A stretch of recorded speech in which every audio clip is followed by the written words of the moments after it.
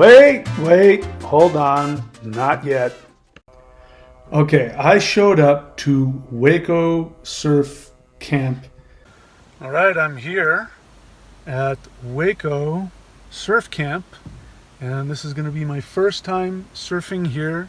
This is going to be my first time surfing on a wave pool, and so I brought my big 9-foot softy. I will, I'm sure, graduate to my shorter surfboard, but I just want to see what this is about. I've never surfed a wave pool before, and surprisingly, I'm nervous and excited. I've been surfing for 50 years, but this is a new experience for me, and so anyway, that's it. We'll find out. And I really thought that I was going to probably totally nail this thing. I had watched a bunch of videos online. Now, I'm smart enough to know that videos and actually being in the water are two different things. Waves are always much larger in person than they look like in video. But I scoured it and I was really sure that I knew what I was getting myself into. But the reality was that things were very different than what I thought. Well, that was extremely humbling, to say the least. I've been surfing for 50 years. However, it is very different. It was very hit and miss. If I wasn't in the right spot, and turns out this board was, I'm glad I experimented with it, but it was just way too big. So everything is just, it is completely anti-intuitive. So all of my intuition, all of my instincts from 50 years of ocean surfing, I had to throw it out. And you do things that are just completely, totally against your instincts, and it's just weird. So there's a whole group of people, whole like tribe of people that all they do is they surf wave pools, and they're really good at it. I don't know if they'd be any good in the ocean, but there are people that have never been in the ocean and they only surf wave pools, and I'm running into them here. I ran into some people who said, yeah, I've been surfing my whole life. I bring my kids here, but I just won't surf this. It's just, I tried it twice and it was just awful. And one of the instructor guides that are out there trying to help you was saying, you did really well. And I'm like, really? And he said, yeah. He said, there are people that come here and they say, I've been surfing 20 years and I couldn't catch any of these things, and this is just stupid. So anyway, and also, if you don't want to find out how fat you are, do not wear a form-fitting wetsuit and have yourself videotaped.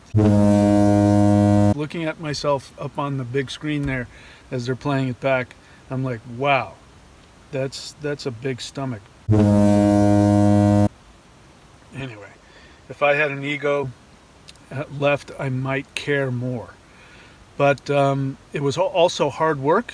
I kind of expected, I was hoping that it wasn't going to be that tough, but it was almost as challenging as surfing in the ocean on a good day. And I'm getting to the point where I just don't have the the lungs to do that. But it was challenging in a different way physically. I still was doing a lot of paddling, but for completely different reasons.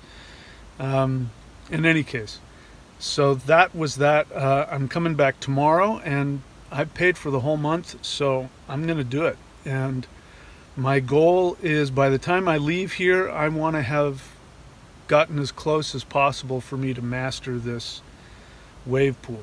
Today I went on the advanced. I should have gone on the intermediate, but anyway, so that's it. I've got a very enjoyable project for myself for the next month, and tomorrow I'm coming back and I'm going to bring my middle board. This was a 9-foot, and I've got a high performance 8.4, which I'm going to bring, and we'll see how that one does.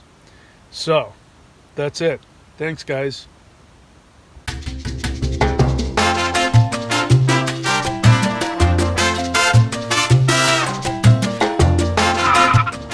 Wait, hold on, not yet.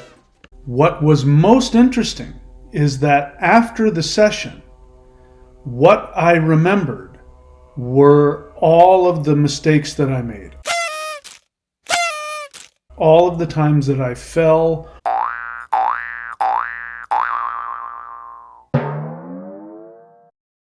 or didn't get in the wave. But what was most interesting is after I got home and I downloaded all of the videos, I actually was surfing most of the time pretty well.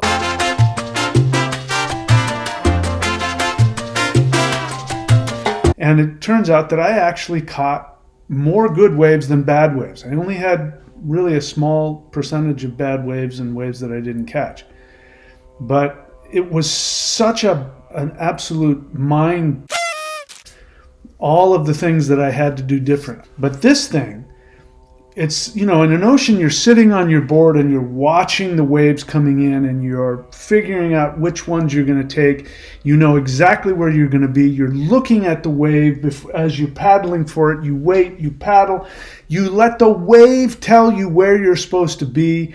And then while you're paddling, you can still see the wave and you know what's going on. Out there, what happens is you just get in the spot and you just begin paddling. When you hear this noise, and you realize that it's time to catch the wave, and you don't do your normal instincts, which are wait for the wave and paddle for it.